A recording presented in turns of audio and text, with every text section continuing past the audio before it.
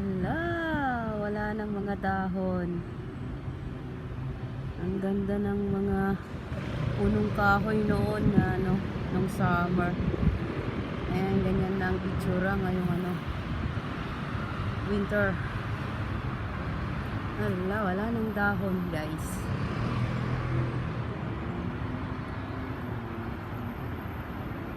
Kawawang mga punong kahoy.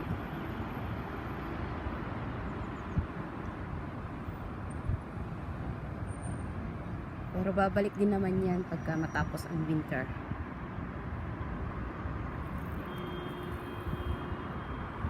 Ang ganda ng sky.